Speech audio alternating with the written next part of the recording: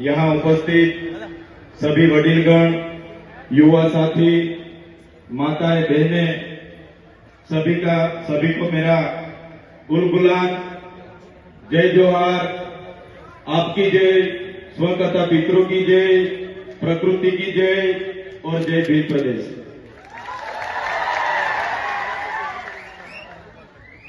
साथियों, माना जाता है कि करीबन 60 लाख साल पहले मानव सभ्यता का अस्तित्व इस पृथ्वी पर हुआ। 50,000 साल पहले मानव का शारीरिक और मानसिक तौर पे विकास हुआ।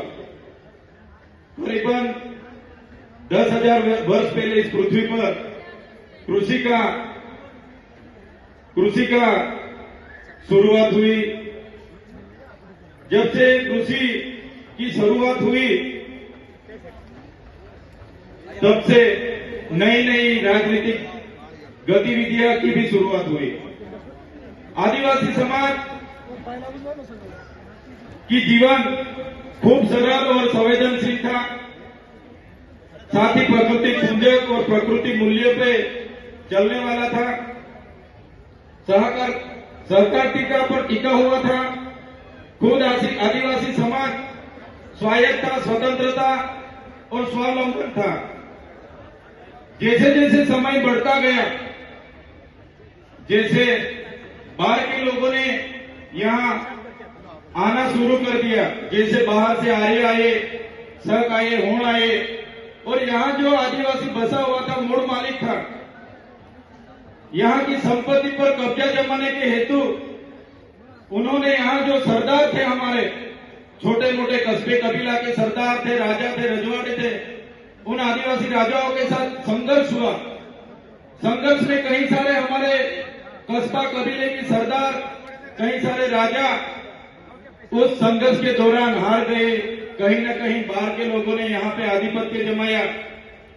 बाद में धीरे धीरे चलते हुए हम देखेंगे तो उन लोगों के साथ ही साथ विदेशी फ्रेंच आए, पोर्टुगीज आए, स्पेनिश आए, अंग्रेजों आए, मुगल आए, कई सारे लोगों ने इस देश में आकर यहाँ की संपत्ति को, यहाँ की खनिज संपदा पर अपना अपना कब्जा जमाया।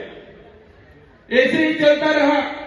जो आदिवासी अपने प्रकृति पूजा, स्वावलंबन, स्वतंत्र, स्वायत्त, खुद की कमी, खूब कम चीजों पर अपना जीवन जी रहा था, उस आदिवासी को कहीं न कहीं इस संघर्ष में उतरना पड़ा और कहीं न कहीं अपनी प्रकृति से, अपनी संस्कृति से, अपनी समाज से उसको बिछड़ना पड़ा।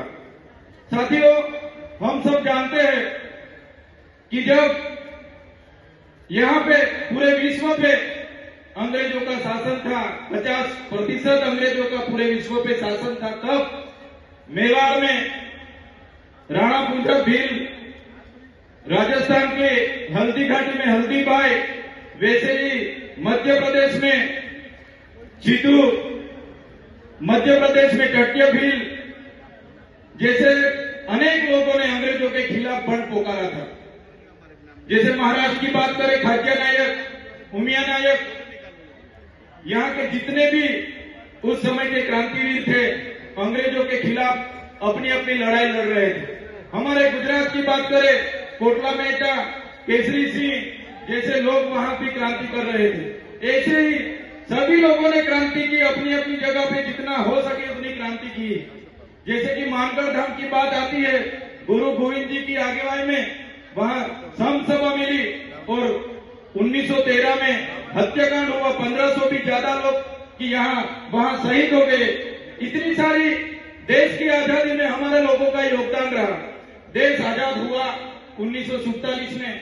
देश आजाद होने के बाद तब तो माना जाता था कि देश आजाद हो गया, लेकिन जो लोकतांत्रिक सरकारें इस देश में शासन पे आई तो अंग्रेजों की जो भी कानून व्यवस्था थी वही कानून नीतियां चलती रही। तो साथियों, देश तो पूरा आजाद हो गया, लेकिन फिर भी आदिवासी समाज आज भी अब खुद गुलामी महसूस कर रहा है। आप और हम सब जानते हैं, कई सारी पार्टियां बनी, कई सारे धर्म संप्रदाय आए, कई सारे संगठन बने, लेकिन अपनी अपनी संख्या बढ़ाने के अलावा किसी ने भी कुछ नहीं किया। सबसे बदतर परिस्थिति इस देश में कोई किसी की होगी तो हमारे आदिवासी समाज, जो मूल निवासी समाज बोला जाता है, मूल मालिक समाज बोला जाता है, इस समाज की इस देश में हुई है। साथियों, जब इस देश में विकास की बात आई, जब इस देश में बड़े बड़े बांध बनने लगे, खोदान होने लगे, बड़े बड़े कारखाने बनने लगे, रोड बनने लगे, नहरें बनने लगी, रेलवे बनने लगा, सरकारी आवास बनने लगे, तो सबसे ज्यादा किसी को विस्थापित किया होगा तो भारत देश में आदिवासियों को विस्थापित किया है। आज भारत देश का 1,40,00,000 लोग आज विस्थापित हुए हैं। खुद प्रकृति के साथ जीते थे, अपनी संस्कृति थी, अपनी समाज के साथ रहते थे, फिर भी आज 1,40,00,000 लोग अपने समाज से छिन्न भिन्न हो गए। आज मूल मालिक की परिस्थिति कैसी हो गई है? आज मूल मालिक को मजदूर बना दिया गया है। आज भारत देश की बात करें, 80% आदिवासी आज भी गरीबी रेखा के नीचे जी रहे हैं। 80% लोग आज भी गरीबी रेखा के नीचे जो जी रहे हैं वो आदिवासी है। साथियों, पूरे देश में आज खनिज संपदा की बात करी जाए तो सबसे ज्यादा खनिज संपदा जो आदिवासी एरिया में है, 80% खनिज संपदा अपने यहाँ होते हुए भी आज आदिवासी को मजदूर बना के इन सरकारों ने रखी है। तो साथियों, आदिवासी एकता परिषद यही सिखाता है कि आदिवासी कौन था, कहां से आदिवासी आए, क्या हुआ।